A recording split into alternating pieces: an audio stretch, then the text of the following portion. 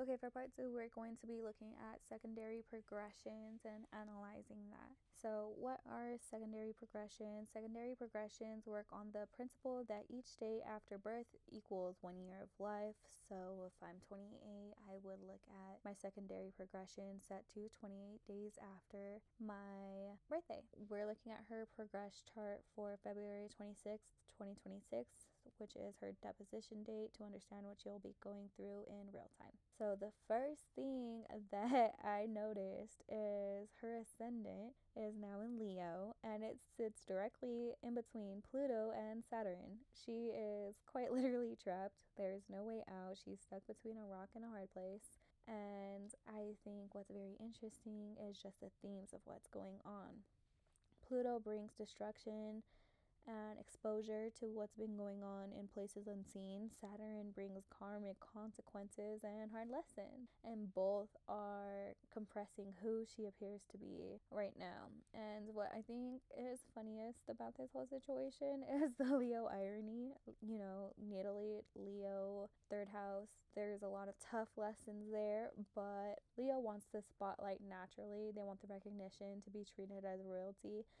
And right now it's very much giving, you said you wanted the spotlight, so here you go. But this isn't the spotlight she chose. It's one she quite literally can't escape. The core questions we have here is she doing this because this is the right thing to do, or is it because there's literally no other option? And I believe it's the second. She's been trying to postpone this for months now. I feel like there is just no escaping it.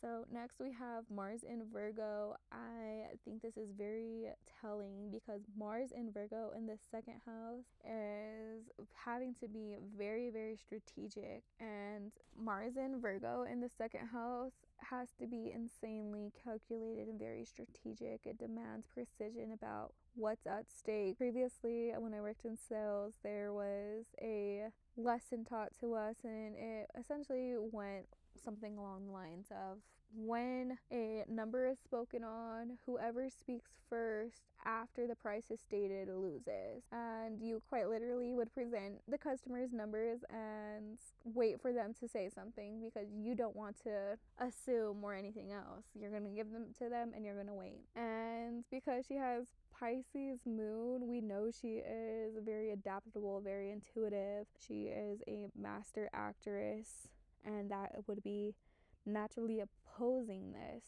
So to me, this really makes me wonder, is she just setting the narrative? Because what if in this case speaking first is actually the smarter move? I mean, think about it. Once your story gets out, everyone else's story gets compared to yours. You become the baseline, and maybe this isn't losing necessarily, maybe it's strategic control. Just looking at it with her secondary progression, Mars opposing her natal Pisces moon, I feel like it is very much giving calculated versus emotional shape-shifting. It's strategy versus intuition.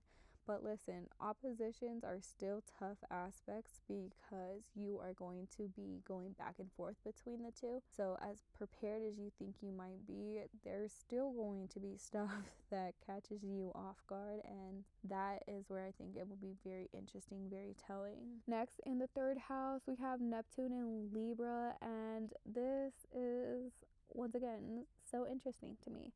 So we know natally she has a lot of crazy energy going on in Leo in the third house, and here now we have Libra and Neptune. So this is very much giving the art of strategic confusion. Neptune is a super slow moving planet, so it's still in Libra, just now in the third house of communication. Libra wants to appear polished and diplomatic, put together, but Neptune is bringing illusion and delusion. I definitely could see this playing out as statements along the lines of saying like, I don't remember it that way, or the details are fuzzy, I just don't recall it like that. Very protective, very intentional, very vague. Plausible deniability through Neptune's fog is 100% the energy I see going on here. Next, in the fourth house, we have Scorpio, and here we have the IC with the South Node and Chiron. So the roots shifted. I previously didn't touch on this in the other part, and I should of. But your IC is your foundation, your roots, and previously her IC was in Leo, with her roots being entangled with all of that crazy energy from Mars, Saturn, and Pluto, which is also why it probably fell insanely. But now her progressed IC is in Scorpio, and its roots are in the secrets and hidden knowing of the stuff that others don't. This is essentially what she's built her foundation on. Having her South Node conjunct Chiron here, her past is literally conjunct the unhealed wound. Her past is going to come to haunt her.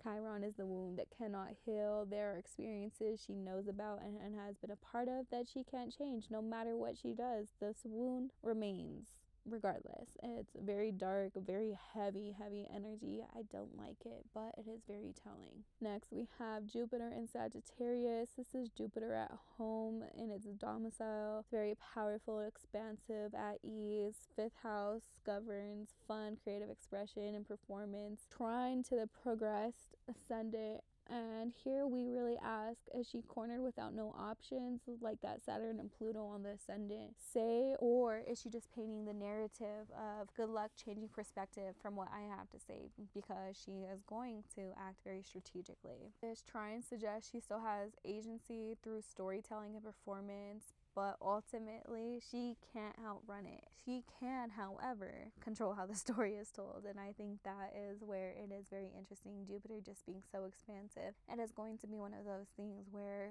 others will be compared to that same narrative. Next, we have 6th house in Capricorn, and once again, she just loves the 6th house, I guess. Here we have Sun, Juno, and Mercury, and we have this power trio going on. This is the battery pack trying to use what they know as leverage. Juno asking again, when will enough be enough? And ultimately, we know Juno is going to hold on till the very end, so that is very interesting. We have this allegiance to legacy and longevity with Capricorn, and I think that is just very telling. Once again, Mercury having this knowledge and memory, all of it coming through the 6th house themes of day-to-day work. But here's where I see the limitation. There's only so much essentially that you could say when you were involved in the same things, when you were with the same people, when you were in the same places. It very much gives, does this make sense, or is it just the best story to tell? This is naturally trining Mars in Virgo, suggesting it's calculated storytelling nonetheless. It is, okay, I'm going to paint a story so beautiful for you that you have no choice but to accept this. And that is the narrative that we see. Very, very interesting. In the 7th house, we have Lilith, the moon, and Venus all in Aquarius. This is the house of the other. This 7th house represents contracts, partnerships, and other people in one-on-one relationships. Having those three energies here, it is very, very interesting. Lilith and the moon are opposite the progressed ascendant. Here, it creates an air of coolness and detachment, some removal. The moon creates emotional separation because the moon in Aquarius wants to be separate. It does not do well with those themes. It's going to quite literally detach. Lilith conjunct the moon is willing to sacrifice everything and anything. But the distinction here is Lilith won't sacrifice herself. We see that in opposition to ascendant, which would be the self. Lilith will sacrifice the other. Venus is conjunct the moon, but not Lilith. Lilith can't place importance on values, only on the moon's emotional needs. And what will be lost, it will be very interesting to see, because there for sure will be stuff lost. However, because Lilith can't offer protection in that aspect, that's where we see what the moon's needs are. So we have the 10th house in Taurus. Here we have the North Node and MC, and this is where I see a potential redemption arc if played right. North Node and MC here are not conjunct, but there is potential for a possible redemption arc if things are played strategically. And the reason why I say this is because the narrative she can claim. Essentially, Taurus being ruled by Venus, that is your values. And now she can say, look at how my values in this moment, in this testimony, can align with who I want to show up as. This is the future I want to create with that MC. This is who I want to be. All sound good, great, dandy. However, can she escape the fourth house? Because we know your MC, IC are connected, as well as your north node, the south node. And that is where they are rooted, is in that fourth house of Scorpio. Can the roots be entangled from the past and the never healing wounds? Can she move towards the north node future with the south node past conjunct Chiron in the fourth? That's the question. 11th house, Uranus and Selene in Gemini. Here we have the 11th house. There wasn't much going on in the other. So here in the 11th house, we have it in Gemini with Uranus and Selene. And here is where I see the truth revealed. The truth revealed through the 6th house Capricorn stellium will be surprising. Uranus and Gemini create unexpected information, shocking revelations. But here we have Selene as that guardian angel, that extra layer of protection. She can position herself as helping others catch the bigger fish, sacrificing smaller truths to protect larger secrets, or appearing cooperative while maintaining control. Very interesting, just because I feel like that energy here is very telling, but we can see how the truth revealed through the 6th house in Capricorn will be very surprising. And we see that with Uranus and Gemini being full of surprises, twists, and turns that absolutely nobody saw coming. We can expect unexpected information and shocking revelations. In the 12th house, although there's nothing here, I do want to speak of it because it is still ruled by Cancer, and we have her moon in Aquarius in the 7th house.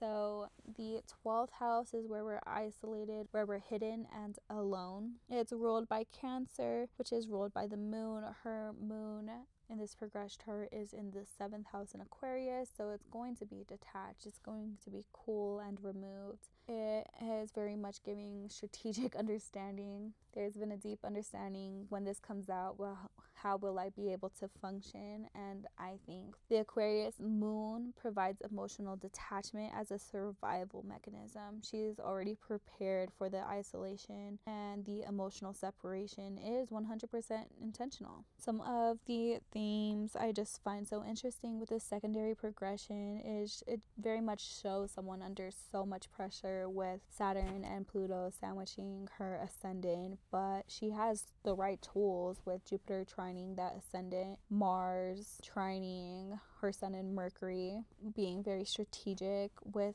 her use of Neptune in the 3rd and Jupiter in the 5th. The question isn't whether she'll speak, it's what she'll sacrifice and what she'll protect. Her past, her south node conjunct Chiron haunts her, but her future, north node in Taurus, offers redemption. But it ultimately goes, can she even escape those roots, or will the 4th house make that impossible? Okay, we're about to speed run this last part. So I'm going to look at the transits and how they compare to her natal birth chart. So we're looking at the transits for the deposition day overlaid on her natal chart. I'm actually using a 2-wheel system. It's kind of confusing. I am still getting used to doing this because I normally don't look at bi-wheels. I look at it overlaid, but it is chaotic. So we're looking at her birth chart on the outer wheel and the transits on the inner wheel. It is set up to Taurus rising because I chose a 9 a.m. start time. That feels like a reasonable time for the deposition to start, but nonetheless, I don't know that to be exact, so yeah, we're just kind of going to go with that because that sounds reasonable. Remember, she does have a Gemini rising in her natal chart, so essentially all of the houses are +1 from what they appear when looking at the houses. It gets a little bit confusing. I am going to try to make it clear, but I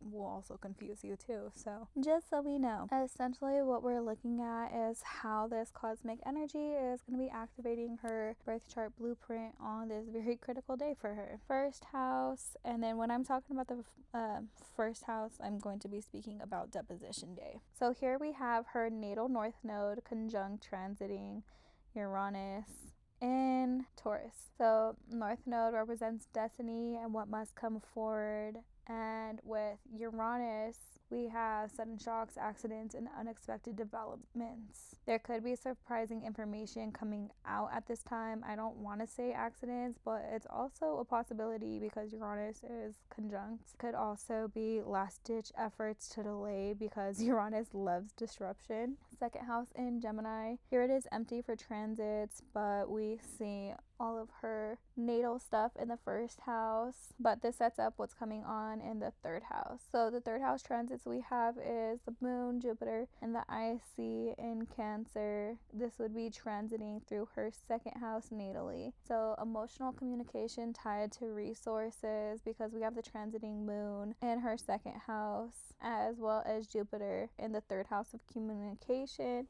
But remember, natally in her chart, that is the second house. We also have the event charts I see here. Those are the roots. So being very emotionally charged. And we're kind of going to get meta here, but we're going to think about the progress chart. We have her 12th house being ruled by Cancer and the moon ruling the 12th house, being tied to isolation when we look at that. But now we have the moon in the house of communication, so those isolated, cold, removed emotions that we saw in the progress chart must be spoken upon. There is definitely a sense of safety in this setup. What I think she'll communicate is how this has emotionally impacted her, and naturally because Cancer rules the second house of resources, I feel like she is going to drive an emotional narrative that will tie directly into what she's protecting, aka her resources, values, and money. And Jupiter will expand this. The emotions will be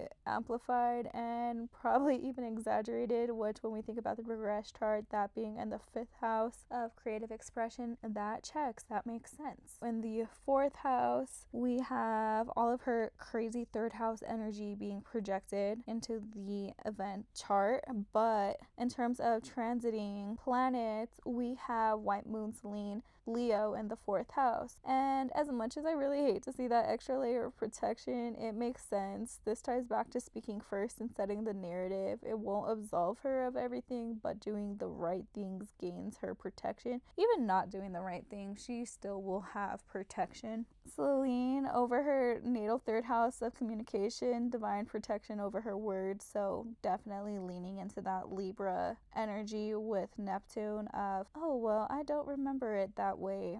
That will come into play here. We have our 5th house transits. Here we have the South Node in Virgo, which is where we have in the real world, and in the secondary progression, we have to remember she had Mars in Virgo in the 2nd house. Both energies emphasize being super strategic, but now with the South Node here activating her natal 4th house, the roots and foundation, it definitely will feel icky if she tries to avoid accountability. The past South Node is demanding she be precise and honest about the foundation of what everything is, and there's only so much she could try to avoid, but with Mars she essentially has to take ownership of something for it to feel genuine. 6th house transits, nothing going on in Libra. This would be transiting through her natal 5th house. 7th house, nothing is transiting Scorpio, but we have to remember her natal 6th house stellium is here, and thank goodness nothing is transiting Scorpio right now. But we do have to remember that stellium includes Sun, Mercury, Venus, Chiron, South Node, and the Law of Spirit.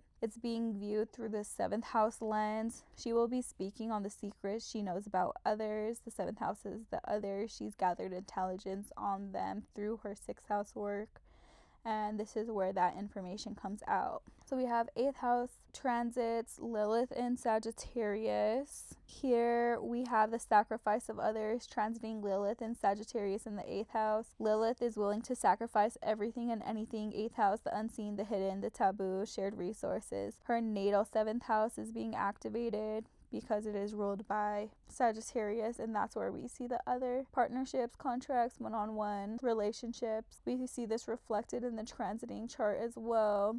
She will sacrifice partnerships to protect herself because this is a natural opposition to her rising, which we see as transiting Lilith, throwing the other under the bus, but not her when we look at the rising. For ninth house, we have Juno in Capricorn transiting through her natal 8th house. To me, this is so funny because she just quite literally cannot let go of this commitment to legacy and longevity. Transiting Juno in Capricorn in the 9th house of philosophy and higher beliefs. Her secondary progression also had Juno in Capricorn in the 6th, and she's just not giving up on these long-lasting legacies and enterprises. This reflects her natal Lilith in Capricorn in the 8th house, the desire for power and legacy. Even under oath, she still wants to protect what she's built, but it's just like very much giving sunken cost fallacy. Like at some point you gotta give. Next, we have 10th house transits of Pluto and Mars in Aquarius. Transiting Pluto is in early Aquarius and transiting Mars is in late Aquarius. Her natal MC in Aquarius falls right between the two, not conjunct either, but feeling the energy of living in the same house. Pluto being transformation, destruction, exposure. Mars is her personal malefic. It's aggression and conflict. And essentially, it's really asking her, does she believe in this greater tomorrow with the Aquarius MC, or is she just detached from it and using it as a scapegoat? Pressure she's receiving from her malefic will be very interesting because to me, that's where the like not sliding energy is. It's, okay, you said that, but do you believe that? And that's where I think it becomes even more important. We have 11th house transits of the Sun, North Node, Venus, Mercury, and Pisces. We have to remember this is lighting up her natal 10th house, and to me this is 100% where the caged bird sings. So we have to remember this is the same house where her natal moon in Pisces at 28 degrees lives, and to me that's just the master actress who is going to play the role that they need to play. But it's very much giving where the trapped bird is finally going to sing. And to me, personally, it's only happening because it's in her best interest. It's very much giving if you can't escape them, then join them. And in general, I feel like when we look at the 11th house is the collective, its hopes, its dreams, its wishes. And in the event chart, this all falls into the 11th house. It looks like she's in alignment with those values and the collective desire for justice, especially having Venus there and that being tied to values, but it just calls into question whether it's genuine or performance. Lastly, we have the 12th house transits, Neptune, Saturn, and Chiron in Aries. These are transiting through her natal 11th house, and to me this is just spiritual reckoning and consequences. Transiting Neptune is at 0 degrees Aries, which is a critical degree. This is the purest form. This is very much where action meeting spiritual belief is coming into fruition. Transiting Saturn at 1 degrees Aries. Saturn is in fall here, which essentially means Saturn does not want to be here. This is its least favorite place to be. 1 degree is an Aries degree. In Aries is just very Aries energy. Aries wants quick, fast, and in a hurry. Saturn wants to build things that last. So naturally, Saturn does not agree with the way Aries functions. And because of that, tough lessons are learned. And consequences are going to come regardless. Transiting Chiron here at the end of Aries, that's the unhealable wounds. And how I feel this is activating her 11th house is they're impacting her personal beliefs about the future and her wishes. There's an understanding that there finally will be repercussions and consequences, and the wound being Chiron meets karmic lessons from Saturn in her hopes for tomorrow. Ultimately, I have heard a few different things about people thinking she will be taken out. To me, I don't think that's likely, but I see this as her still acting in self-preservation, realizing it's easier to join them than run from them. It's definitely going to put her at risk from the others, but ultimately you can only live in the shadows for so long. Everything in the dark will come to light. And to me, I just see this as the final strategy, acting in self-preservation. Sometimes Acting in self-preservation sometimes mean working alongside the people you thought you never would. It's where the caged bird sings, not out of righteousness, but out of survival. And that might be the smartest move she's ever made, quite honestly. But either way, we'll have to see what happens from here. I think it is very telling, and just looking at the different layers, each layer we looked at provided so much context into not only who she is, but the repercussions she'll be facing and why she put herself in this situation. I think looking at that secondary progression, it is absolutely insane just in terms of how spot on it is with where she's at, because what she's built her foundation on. Time will tell, and yeah, currently it's the 24th, so we will see in a few days what this looks like. Thank y'all for listening. As always, hopefully it was less confusing. I'm trying to be better and more concise and not all over the place, but naturally me is just chaos. So yes, if you have any questions, thoughts, comments, want to argue, let me know in the comments down below. But other than that, peace.